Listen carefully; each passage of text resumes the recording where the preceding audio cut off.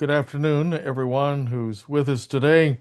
My name is Gary Allen. I'm the president of the Maryland Forestry Foundation. It's my pleasure to welcome all of you to this webinar as a part of the Framing the Future series from the Maryland Forestry Foundation. We're now getting close to the end of our fifth year in this series, and we're quite excited about what lies ahead, but most likely we're very pleased to be presenting an excellent program today.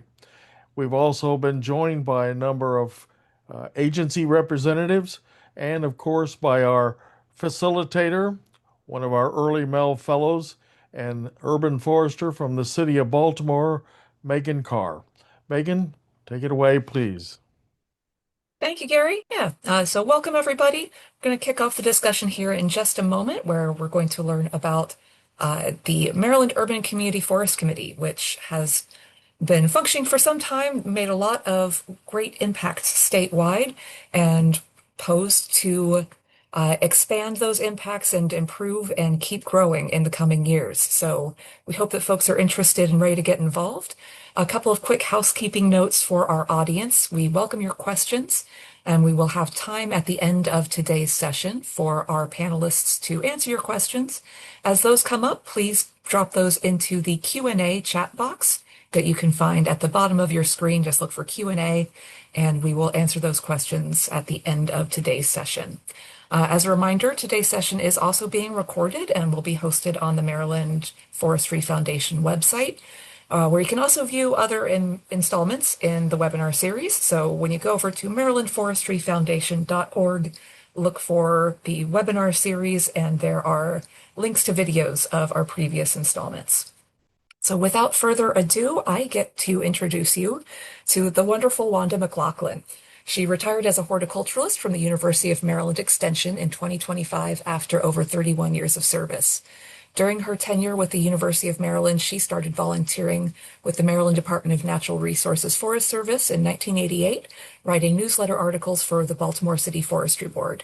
In 2004, she began chairing MUCFC's new grants program, which awarded 10 community groups $500 awards that year. After retiring, she has continued to chair that same program, which now has awarded 360 grants. When Wanda worked as an area educator for the university's College of Agriculture and Natural Resources Extension Service in residential landscape management, she focused on residential water quality issues. There, she developed a residential landscape certification program in 1996, the Baywise Landscape Management Program, through which Master Gardener volunteers in 21 counties in Maryland certify landscapes as environmentally sound. She also developed the Maryland Master Naturalist Program, a partnership between local parks, nature centers, land conservancies, and extension. Through this program, operating since 2010, volunteers are trained to assist staff at parks and local nature centers throughout most of the state. Wanda joined UME in 1984, and we are so lucky to have had her leadership within the MUCFC for the last few years. And I will let you take it away, Wanda.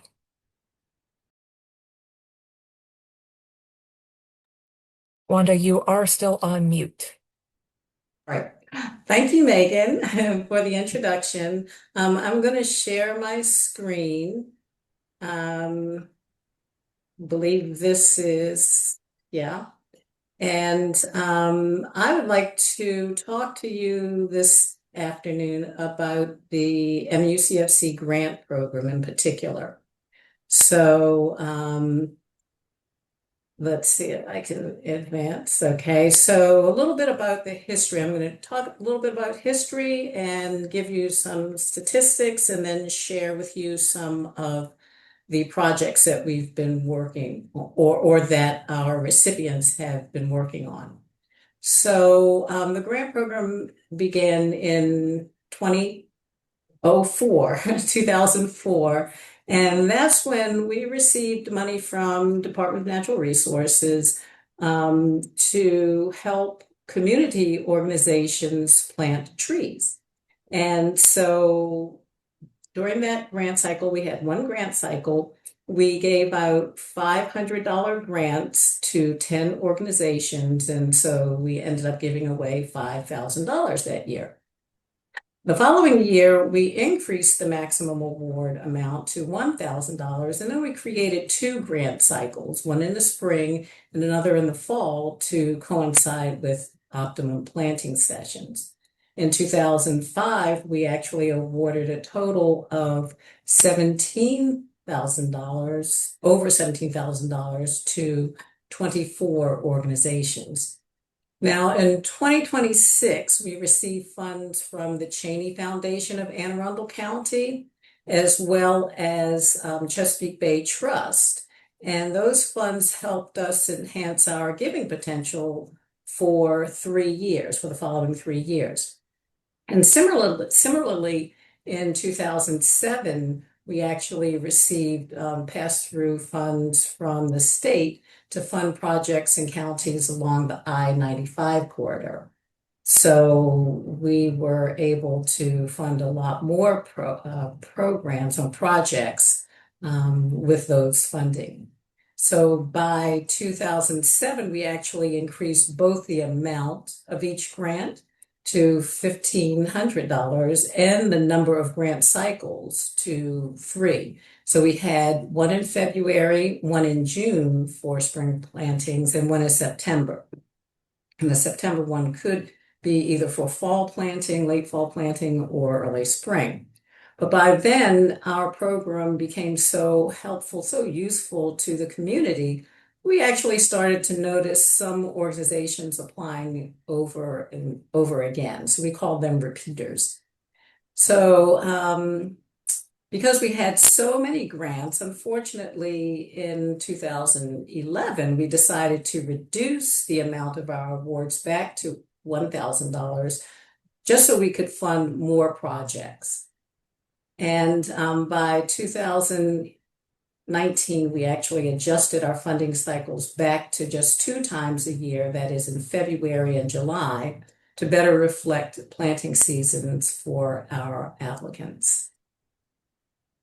So as of today, we have received 473 applications and awarded 360 grants, totaling over $310,000 in funding.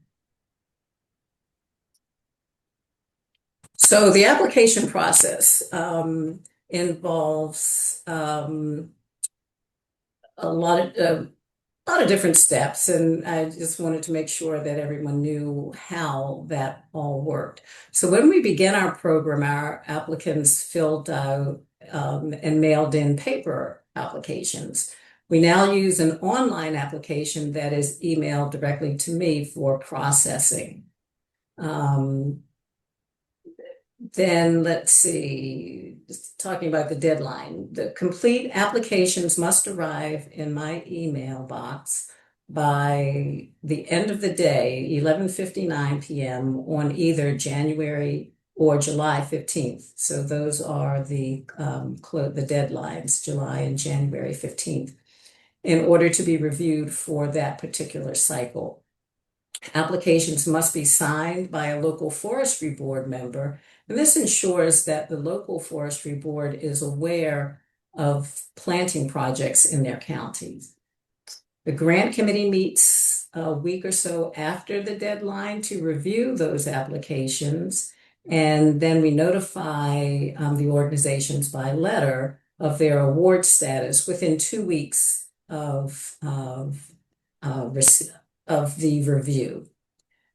And upon approval, the funds are then sent directly to the local forestry board secretaries to disperse the funds to the applicant. And as I said, that is done so that the forestry board is always kept in contact with the project manager.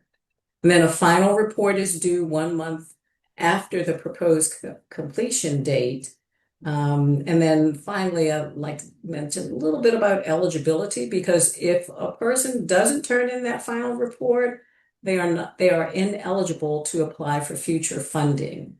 So it's important that we hear from them the results of their project. And we do that because we collect a lot of useful data from them.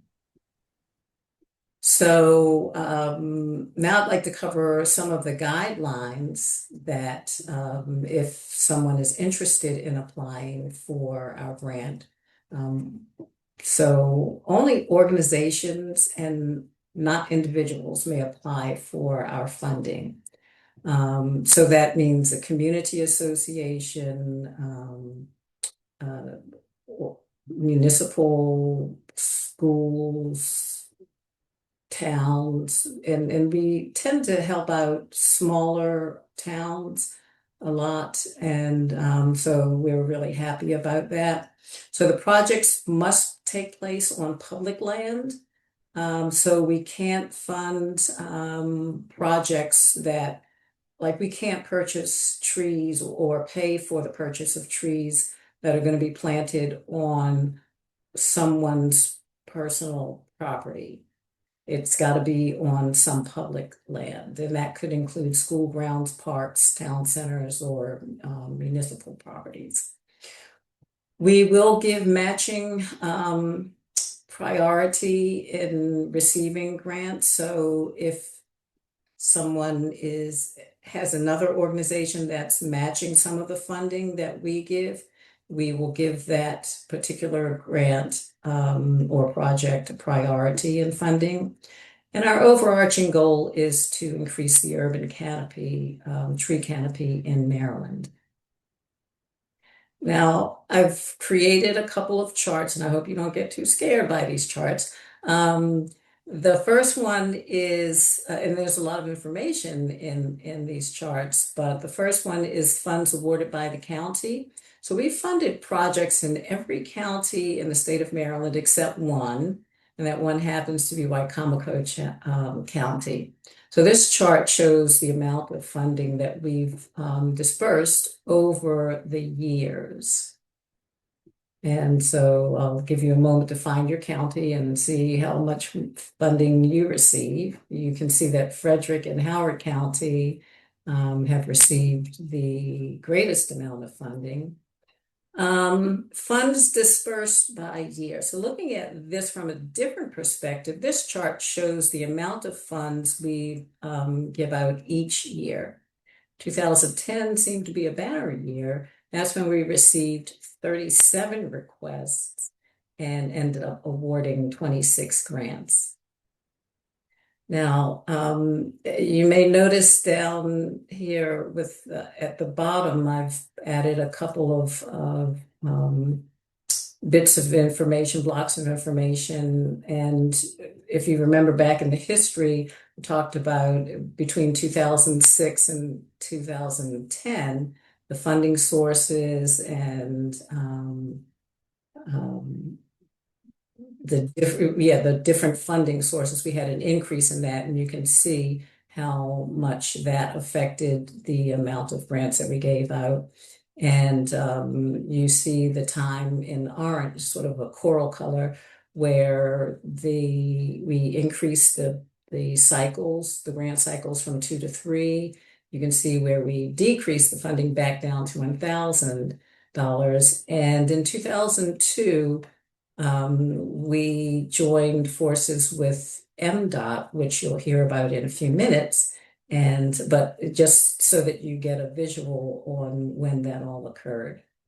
My final chart is the number of awards per year. And this is, I mentioned MDOT, Maryland Department of Transportation. When they joined us, they graciously funded some of our requests, which freed up more of our money to fund projects, but it also lowered the number of grants we made. And so you can see that. But then you see that uptick in for last year. And that's just because I think the program just is pretty popular. So now I'd just like to share just a couple pictures of a couple of the projects that we have funded. Hampstead Elementary Middle School, that's in Baltimore City, and that occurred actually this April. Each year, they hold a tree planting event as part of their Earth Day celebration. And with an award of just $363, that's all they asked for. They 7 of the tree champion students, and you see them pictured here. They're students from 3rd grade to 6th grades. They planted 6 trees in their schoolyard. So the next project is out in Garrett County in Western Maryland. We awarded $990 to 18 Garden Club members who planted 6 trees and 26 shrubs in containers around the Student Center and the newly built Performing Arts Center. And you may be wondering, well, why are they planting in containers? And that is, you see all that gravel there. It's because in-ground planting was not possible due to the addition of more parking spaces for their that new building. And swinging down to Calvert County, last year we awarded $426 to this school in Huntington to plant 7 native trees on their campus. And the trees, they assure us, will help address water retention, provide shade, and educate students on providing habitat for pollinators and other wildlife. And then the final project I'd like to share with you is in Montgomery County. So $996 allow 12 Maryland Master Naturalist volunteers to plant 17 trees and 21 shrubs after removing non-native plants in an area of their grounds where they just installed a wheelchair accessible trail. And you can see in the slide on the left what the before and the during is on the right. So you can see that they've been doing a lot of work there. So those are the couple of the projects that I'd like to share with you. And I know that we will take questions at the end. So I'm going to turn it back to Meg. Thank you, Wanda, and thanks for the great overview of a lot of the history of the committee. And I always love the examples of the projects that we've supported over there. It's nice to get to see these accomplishments. It helps it really make things feel more tangible, which is always great. And as Wanda alluded to, we've been able to expand the impacts of the MUCFC thanks to partnership with the fine folks at the Maryland Department of Transportation's Urban Tree Program. To tell you more about the Urban Tree Program, we have the pleasure of being joined by Nick Kurtz, who has nearly 5 years of experience working at the nexus of transportation and climate change, supporting MDOT in their mission to provide a safe, sustainable, intelligent, exceptional, and inclusive transportation solutions. Nick is a fully embedded consultant at MDOT and serves as the Urban Tree Program Coordinator, supporting communities in adding new trees to areas impacted by the construction of state transportation facilities. In addition to supporting the Urban Tree Program, Nick provides data support in the resilience and water quality programs at MDOT. He's a graduate of the University of Maryland, Baltimore County, and has a background in environmental science and geography. Much of his work focuses on data analysis and GIS mapping, evidenced by the development of the Urban Tree Program awardee dashboard and various other mapping products. In his free time, Nick enjoys camping, hiking, kayaking, and being outdoors. He's a big sports fan and plays in an adult softball league. In addition, Nick enjoys traveling the world with his wife, Victoria, learning about other cultures and trying new experiences across the world. So thanks for being here, Nick. I will turn it over to you. Thank you for that introduction. I'm very happy to be here today and talk a little bit more about the MDOT Urban Tree Program and the partnership that we have with both DNR and the Maryland Urban and Community Forestry Committee.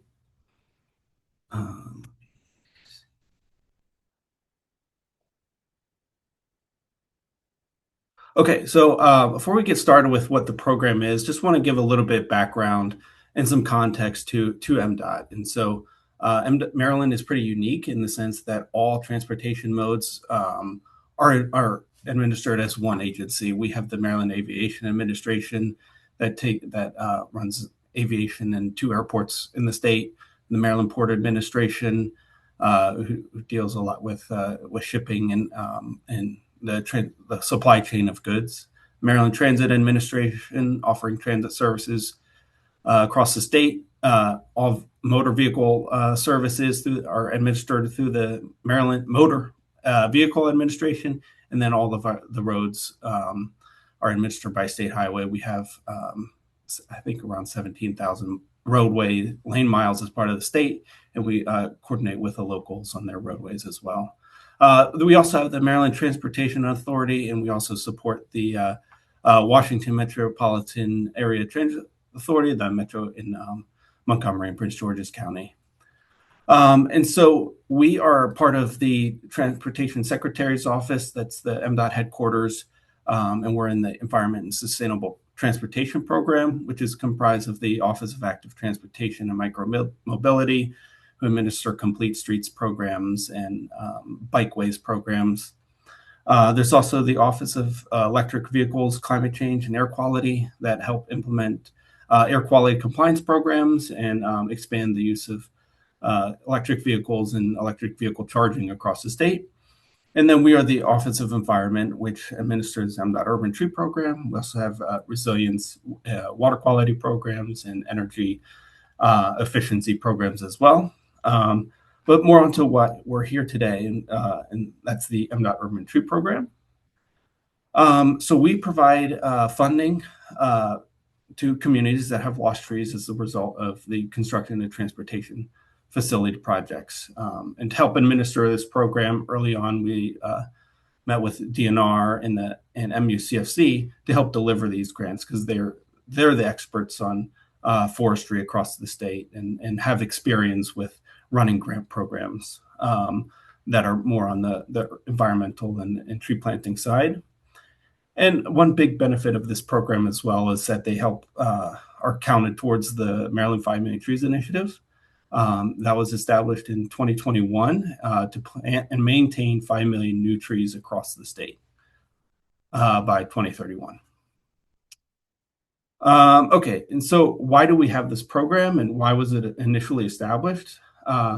So in Prince George's and Montgomery County, there was the construction of the Purple Line project, and it was noticed that there was a lot of trees that were being taken out as part of this project. And so the legislative branch of the government, they put in a bill to establish a tree planting program to help replace some of those trees across the state. And so that bill ended up passing, and that created the MDOT Urban Tree Program, and which called for MDOT to establish this program and provide for funding to plant trees. But it gave us flexibility on how we can implement and stand up that program. And so how did we establish that program? So we initially contacted DNR and MUCFC because they already had a well-established grant program. And this really allowed us to establish a new program, use a similar application tailored to the requirements that we have set out under the law. And it allowed us to provide a really significant boost to urban and community funding for forestry. Each year, we provide about $100,000 in funding. $15,000 goes to help support DNR for tree equity, specialist staff support that helps with the applications and helps communities develop planting projects. And then we also have $85,000 available for funding each year for communities to plant the trees and administer their projects. DNR provides a lot of the staff support and technical expertise, and then MUCFC is really beneficial, and they help handle the administrative side of the program and the funding, and getting the funding out from MDOT to DNR and then to the communities as we fund them. And so this slide kind of shows like how we interact. We all have very specific roles. We help provide the funding. We do a lot of project tracking, and we do outreach. DNR, they provide a lot of great forestry expertise, grant support, and planting support. A lot of the projects, the tree specialists at DNR, they help develop the applications, and then they're there on the day of planting to support these communities and planting their trees. MUCFC does a lot of great work with the grants management and the financial disbursement. And then we all participate as part of like application reviews and engaging with the community and getting the word out there. So a little bit of progress to date. We funded 81 projects. Our first round was in the spring of 2022. And so in that time, we were able to fund 81 projects across the state. We funded more than $210,000 dollars for projects. We have a little bit of a larger cap than the MUCFC grants. We can fund up to $5,000 for projects. And we supported 66 different communities. We've had a lot of organizations who have come back for funding for additional projects, which we really like to see as well. And we've awarded nearly 4,200 trees across the state in those 4.5 years. And so this is a little map that I created that shows all of the awards that we've made across the state. So this is available on our website. It shows all the different awards that we made, and you can sort it by fiscal year. That we run our cycles by fiscal year. You can track it by different counties, and you can really see where we funded across the state. Some more highlights. We've had almost 1,300 trees planted, 3,100 trees planted across the state. That number may not match the awarded, since some of our projects have not completed their full projects yet. They're still working on their planting. We recently had our largest fiscal year. We've awarded nearly 1,300 trees last fiscal year in fiscal year 26. And so we're really trying to help grow that program, and we've been increasing the number of trees each year. So that's really exciting to see. And the largest cycle that we've had was in the spring of 25, where we awarded 658 trees. So that was a really big year for us. But the number that we're really most encouraged by is that across all of the projects that we've had, more than 1,100 volunteers have come out to help plant trees, which really shows that the community wants to plant trees, green their community, and come out and be a part of it. And so it's really cool to see that we've had that many volunteers come out. So just a little bit on the future of the program. One thing that we're really trying to focus on is we want to award a planting project in each of the counties.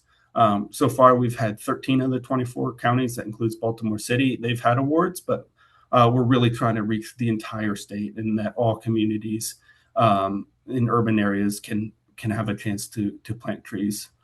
So we're always looking to expand and reach new organizations and communities across the street. We'd like to fund a pocket forest project. These are a little bit larger than just their run-of-the-mill tree planting projects. They have understory, mid-story, and overstory species, and they're really trying to get dense forest into urban areas that you may not have had forests in the past. And we're always looking to continue to try and grow the program. And so if you would like to come have a community project that you want to have funded under the MDOT Urban Tree Program, you're an eligible community. This can include nonprofit organizations, counties and municipalities. We have a whole list on our website of all the eligible organizations. And you're in an urban area, all projects need to take place in urban areas, and there's mapping online where you can see if you're in an urban area or not. And then if you've been impacted by a transportation project, and so we'll accept projects that are up to 1 mile away from a state transportation facility, because we know that the benefit of trees can extend beyond the immediate planting area. And so consider applying today. Our application is on the Maryland One Stop portal, and it's also accessible via our website. We accept applications year round. We just closed yesterday for our fall planting season, but you can apply now for spring consideration, and that'll be accepted up until January 15th at 11:59. So consider applying. And just thank you, everybody, for being here today. It's really great to come and talk to everybody about our program and see how much interest there is in urban and community forestry. If you have any questions, I'm more than happy to take them. You can reach out to me anytime. My contact information is on the slide. And then we have a lot of great resources and information up on our website. And then that's just a direct link to our application. So thank you, everybody. Happy to take any questions, and I'll turn it back over to Megan. Thank you. Great. Thank you, Nick. So I did drop the UTP website link into the chat, so everyone should be able to access that, hopefully. So if folks are interested to check out that or the Maryland Urban Community Forest Committee webpage at the DNR website, both of those are currently linked in the chat, so please file those away to explore both as opportunities to fund your projects, but also if you're interested in getting involved in the committee. Speaking of which, we are very happy to be joined again by Dan Coy, who has become, are you our most frequent flyer at this point on the webinar series? I think I might be, You yeah, might be, and with good reason. So we and are happy very to be. happy. Excellent. It's unanimous. So Dan is joining us today to talk a little bit about how the MUCFC is growing and some of the directions that we might be headed in the future and how folks can get involved. So for those of you who haven't met Dan Coy or just need a refresher, he has over 15 years of experience in urban forestry dedicated to transforming urban landscapes and advancing environmental justice. As the Urban and Community Forestry Urban Community Forestry Program Manager for Maryland, Dan leads statewide initiatives and oversees key programs such as Maryland's Forest Conservation Act and the Licensed Tree Expert Program. His work focuses on promoting environmental justice in historically underserved communities, pioneering urban wood utilization programs, and ensuring the growth and vitality of urban forests. His professional journey includes spearheading large-scale tree planting efforts, improving forestry processes, and fostering collaboration among diverse stakeholders to ensure equitable access to green spaces. A graduate of Purdue University and an ISA-certified arborist, Dan has successfully enhanced urban forestry programs across multiple cities and states at this point, driven by a deep commitment to creating sustainable and vibrant communities. His leadership in the field of arboriculture is evidenced by 9 years of experience serving on 2 local ISA boards in various roles. In his free time, he enjoys hiking with his wife Erica and dog Mavis, and when not out enjoying nature with his family, can usually be found in his yard tending to his gardens, both flower and food, or tending whatever side quest his old Baltimore home has decided to bestow upon him. Dan spends his vacations visiting family and friends, eating new and hopefully good food, and exploring distant wildernesses. So thanks for being here, Dan. Yeah, thanks for having me. I'm really excited to be back on this webinar series, and I'm really excited about to talk about this topic because I think this partnership between MUCFC and MDOT is like A, fantastic, and B, something that could be used as a model to some of my other state counterparts. And just to talk about that for a minute and give a little background for some of you who may not know this. Many of you may, but I find it's not common knowledge that my position here and the existence of the Maryland Urban and Community Forestry Council is really called for and dictated by the U.S. Forest Service. So the U.S. Forest Service has been a strong partner in urban and community forestry for decades now, and they have put forth what we call like a core funding grant because it is really core to our funding here in the Maryland Forest Service. Thankfully, we get a lot of support from the Maryland Forest Service and urban community forestry. We get a lot of support from the state of Maryland in forestry in general. So we're in a good position, but that's not the same in all states. But what is the same in all states is there somebody in my position leading urban and community forestry? There is somebody in my counterpart Ryan Manshine's position with helping with volunteer coordination and kind of the community forestry side of things, as well as a committee or a council such as MUCFC to help guide us in our efforts to bring resources to the community. So these three, I guess two positions and one entity are dictated by the grant. Like without Without these three pieces, we couldn't get that grant funding. And that's important because that's the grant funding that we take and we pass through to MUSCFC to provide these grants to communities. And last thing I'll say on that, but before I move on, is I just want to address, some of you may know that the U.S. Forest Service has gone through restructuring recently. And there's been some concern about, ongoing support and funding levels for urban community forestry with that restructuring. And let me just go ahead and reassure you right now. Um, we have some really strong advocates on the Hill, and I'm thankful, at least so far. Like our support is still there. The people I call it the U.S. Forest Service, they're still there. Our funding is still coming in. We are still rocking and rolling in Maryland in urban and community forestry. And as this webinar is showing, we are building on that. And that's why I'm really grateful for our partnership with MDOT in this. I'm really grateful that we have a sister agency like the one that we do that really views trees as critical transportation infrastructure because they are. And so it's great to have them come on and bring with them not just the added funding, which is a big help in us giving our communities support with these efforts, but also the outreach, the engagement. They're not just cut and check and moving on. Nick's here. He leads a lot of the efforts, a lot of the outreach. They're putting on their own events. They are full on partners with us, and we are thrilled to have them in that partnership. And similarly, I'm just absolutely thrilled by our longstanding and new volunteers within MUCFC. These are people like Wanda who are just giving their time because they care about this. None of them are being paid. I would love to have the funding to pay them. I would love to pay you, Wanda. But they are just giving their time and efforts to see um, these projects come to fruition to get trees in the grounds with communities.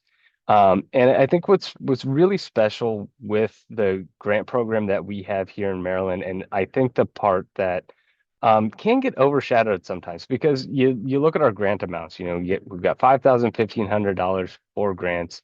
The cost of everything is going up, and trees were never really all that cheap to begin with, right?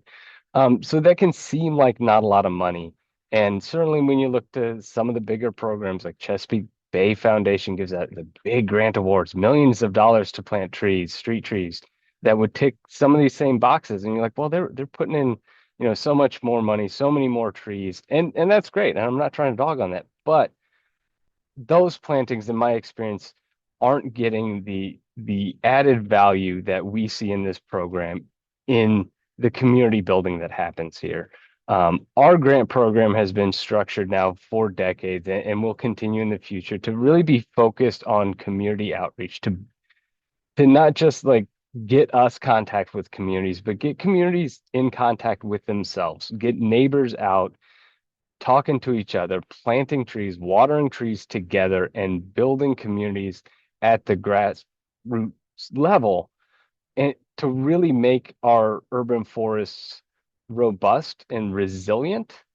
We need that connection. We need the people affecting their landscape, the landscape right outside their front door, right outside their place of work, right along the corridors that get them from one to the other and back safely. Like we need strong communities in Maryland to make our urban forests resilient and vibrant. It's a critical component, and it's a component that this grant program really hits hard on. And that's why I think it's so special, and from what I can tell, unique. I don't know any other states. Now, I don't know all their programs, but I don't know of any other states that's doing it at this level with this level of engagement and support. So I think it's just absolutely fantastic what has been done, and we are looking to enhance this in many ways, and I'll get to some of that here momentarily. But I wanted to first touch on the part on Maryland Forest Service's role in all of this. We are really here to help make the connections. We're here to help um, organize plantings. We're here to support. We're here to provide technical assistance.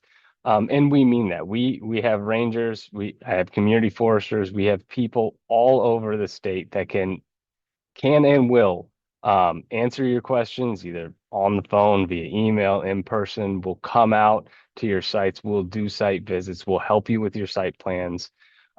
We will do all of that technical assistance that we can.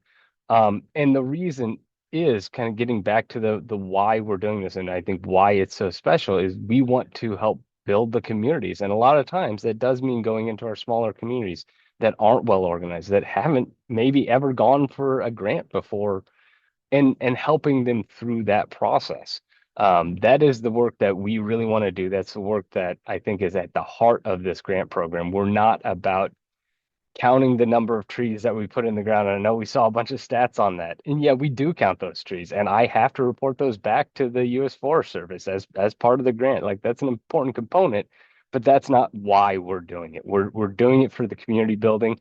We're doing it to address that part, that key component of what it means to build resilient urban forests. Um, so if that all excites you the way it excites me, and you're like, well, Dan, how do I get involved with this? We've mentioned, the application is online, and it is. You'll need that. You'll need to fill that out. But we're not just here to tell you, hey, go on our website, fill out the application, and we'll talk to you later.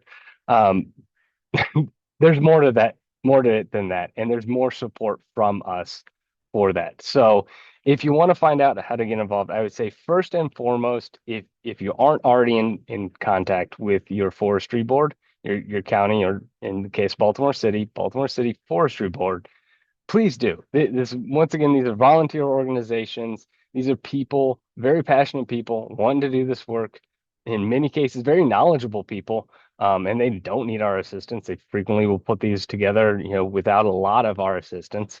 But they're here to help, and they do more than tree plantings. In a lot of cases, they'll set up other volunteer events that are, kind of. I mean, they're not forestry adjacent. I was about to say forestry adjacent, but they're so I'm thinking like tree pruning events for street trees, invasive removal, stuff like that. They'll put these on. A lot of them will do like big tree measurements. A lot of fun volunteer opportunities within your forestry boards, and a lot of opportunities just like, hey, I want to do this. I want to find people that want to do that. Those are the kind of ideas, like you want to start something up in your community, in your neighborhood. Those are the kind of ideas that a lot of the people in the forestry boards would love a champion to walk through the door and get going. I will also say, just talk to your neighborhood associations, talk to your HOAs.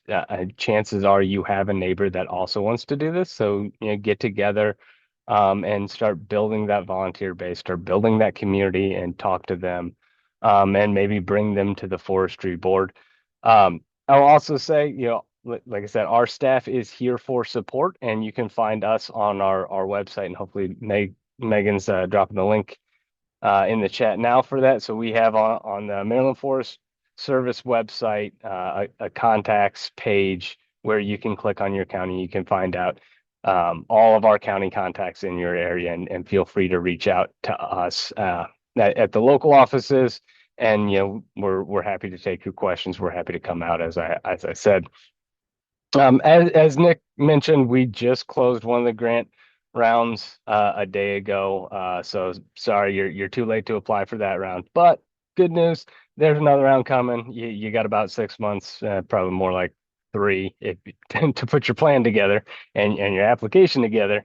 So not too late to get started for the next spring, and this is going to be going on for the foreseeable future. It is going to look a little different in the future. So I and my colleagues here at the Forest Service have been working very hard to streamline the application process. We are very close to launching that on an actual online platform. Currently, it's a fillable PDF that you download, fill in, email out. But we're trying to prop this up into one of our existing platforms that is web-based, where you can just enter everything in there. You can see your updates, you can see your status.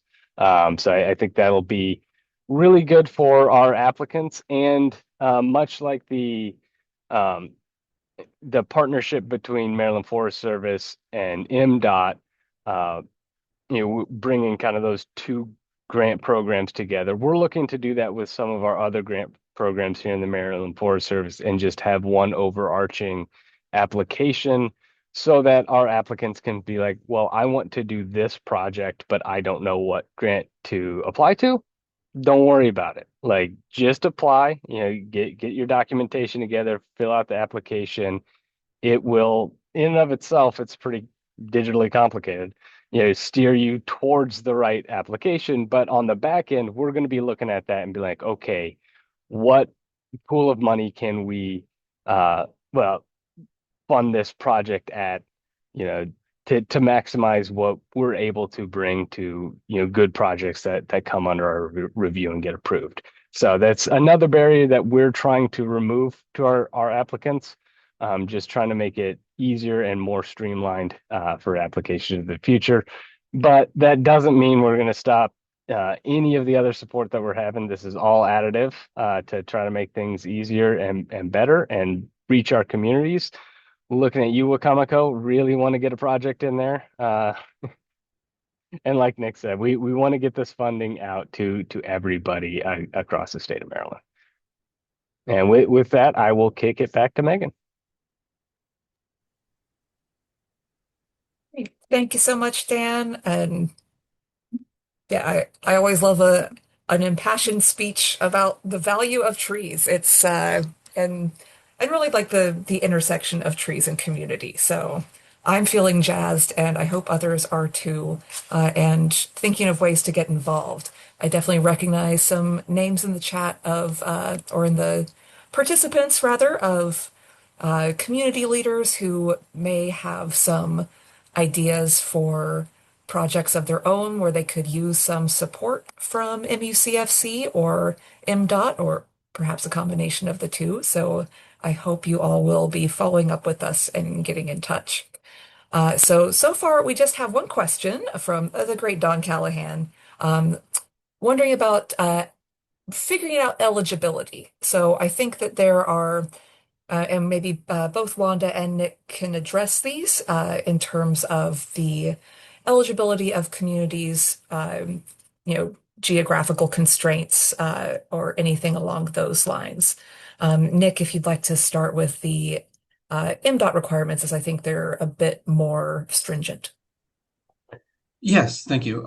So we can fund projects that are on public property or private property, and they can be they have to be in urban area. And so online there are maps available that show if the area is within an urban area or not. And then as far as the transportation requirement, it just has to be within a mile of a state highway, MTA bus stops. We could use like MVA facilities. And if you have a area where you're unsure if it's going to be eligible for our program or not, you can always send me an email with the project location, and we can help do an eligibility check before you submit your application. So we're happy to provide that. But yeah, urban area and then within a mile of transportation for state transportation facilities. Yeah, and do you have a recommendation as to a resource that folks should look for the definition for urban area? Yes, so that is based off of the 2020 Census Bureau. And I can drop a link in the chat of a map that you can use to determine if it's an urban area or not. Great. And Wanda, if you'd like to talk about eligibility for MUCFC projects. Yeah, well, I guess the only requirement is that, well, I shouldn't say the only, but one of the major requirements is that the project has to take place on public land, and public land, as I mentioned, could be school grounds, parks, town centers, HMOs. We do that as, that's public. Churches, anything. It cannot be, as I said, on private property. So that really is one of the major eligibility requirements that we have. And again, a person can apply for a grant, but they're applying for a community association or a group. Okay. And that's it. We don't have a map that says this place and not that place. I think MDOT is a little more restrictive because of their mandates, but our only restriction is that it has to be on public land accessible to the public. And that can actually include private schools, but not your residence, right? When I say private property, that's what I mean, not your residence. So. Great. Thanks, Wanda. And I think to reiterate a point that Dan made earlier, if you're unsure, you reach out both to, if you are eyeballing an MDOT grant in particular, Nick will be your go-to guy. But otherwise, reaching out and asking, especially through your local forestry board. So within your MUCFC grant application, you are going to be looking for a sign off from a local forestry board representative, and they can help walk you through some of those requirements, or will at least know who to ask to find out if there's more information that they're unsure of. So whenever there are those questions, tap into that, city or county resource to help guide your way. So we don't have any other currently open questions. I'll just remind folks, if you do have questions about the MUCFC, please drop those down in the chat, or excuse me, in the Q&A rather. And as we wait for those to come in, I guess one thing that we are interested to hear from folks about, and we can maybe just open the door on broadly, if someone were interested in joining the MUCFC to help, review those, Dan, would you be the best person to get in touch with? Yes, absolutely. And I can drop my email right here in the chat for everybody. But yeah, feel free to reach out to me. We're always looking for new members to join MUCFC, and you don't necessarily. I just want to say you don't necessarily have to know trees or be a tree expert to be part of MUCFC. We want to hear from everybody. Obviously, we value knowledgeable arborists and people in the industry, and all industries related to forestry. So even like the utility sector, we'd like to see membership from there, because they have a perspective on trees and urban landscapes that we value, as well as arborists and nursery people. But we also value the input of those who are affected by trees in urban areas, which is everybody. So we're open to everybody. And if you think that maybe you don't have much to offer because you don't have the technical expertise, don't worry about that. If you have the passion, if you want to see this stuff go through, if you want to get good projects going, and you have some time and some desire, yeah, absolutely throw your hat in the ring. Love to see new members on MUCFC. And question from Edward, would joining then prohibit one from applying? No, you would need to recuse yourself from your own review, but it wouldn't bar you from applying. I would say though, like, just to make everything on the up and up, if someone else within the like neighborhood association or HOA or whatever organization you're part of could do the actual application, I think that would make sure that like everything is a little more above board on paper and in practice. I mean, we'll make sure it's above board in practice, but we like the paper trail to be clean as well. Absolutely. And to backtrack slightly regarding membership and sort of the skills that we're looking to people or hoping that they bring in. I think it's been really interesting the last few years, the way that the grants review has kind of evolved, in that the involvement of staff members from the 5 Million Tree Program has really streamlined a lot of our applications. And Wanda, I don't know if you'd like to touch on that a little bit, just how that experience has kind of changed the way that our grant reviews tend to function. Yes, they have made my job a lot easier. And as we know that I am a volunteer, and in the past, when a grant application would come in, I would read through it and sometimes contact the contact person to make sure that they understand what we're looking for, and we'd send it back and forth. And that took a lot of my time, especially that was when I was working. And so but now that we have those 5 million tree care specialists, not 5 million of them, but the tree care specialists, they are housed in, or they are assigned to just about every county in the state. And those are actually the folks that if a person wanted to apply for a grant, that's who I would contact first, because they know the ins and outs. They're the feet on the ground. Um, they're just a wealth of information, and it has streamlined. It's improved the quality of the applications, as well as just the whole committee meeting to review the grants. It's run a lot smoother. So yeah, I am very thankful for those tree specialists.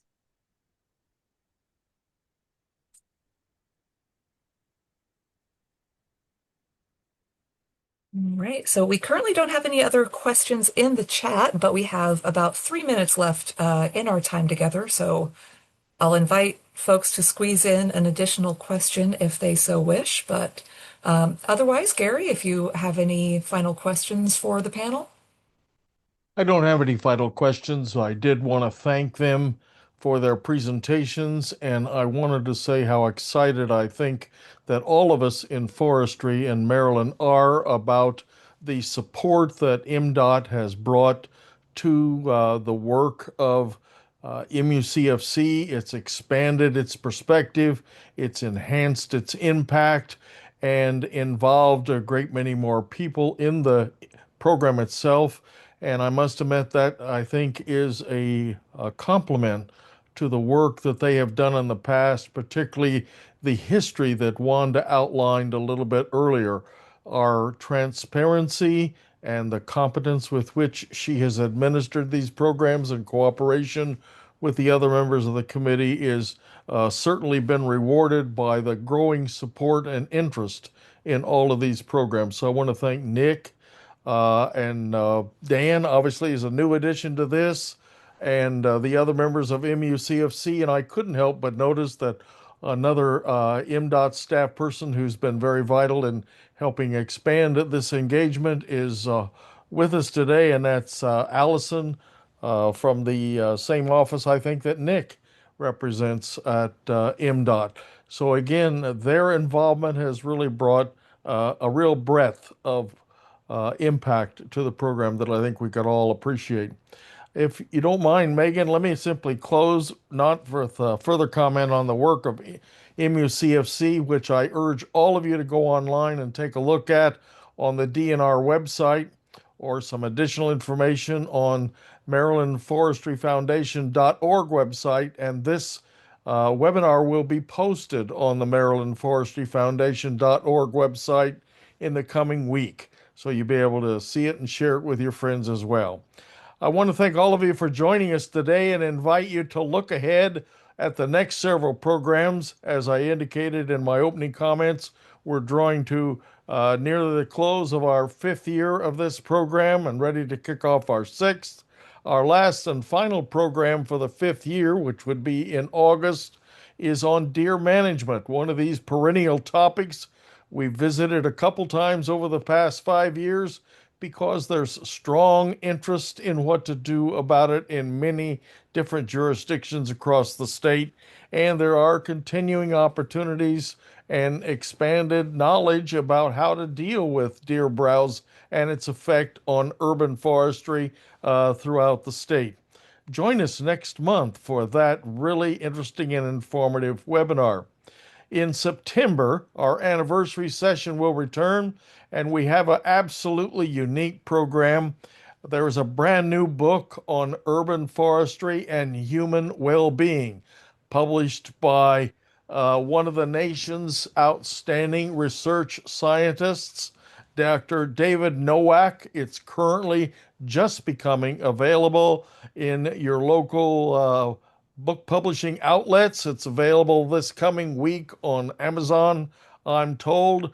Again, urban forestry and human well being is going to address the ongoing research that's been made available about the value of urban green infrastructure to human health and human well being in our nation's urban areas. And Dr. Nowak is recently retired from the U.S. Forest Service research stations in the northeastern part of the United States, and he's been an ongoing one of the nation's top experts in urban and community forest research for the past 3 decades. We're very pleased to have him at our anniversary session. That's in September. And in October, we're going to return to a topic for the third time because of the continuing growing interest in the impact of data centers on the landscape. And no one can pick up a newspaper or hardly look at a television broadcast these days without seeing the growing controversy that has emerged in almost every jurisdiction and certainly every state across the nation. There are now over 4,000 data centers that have already been built.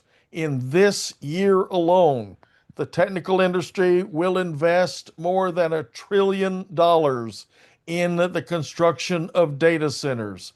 And it's become so controversial that some states are utterly banning them.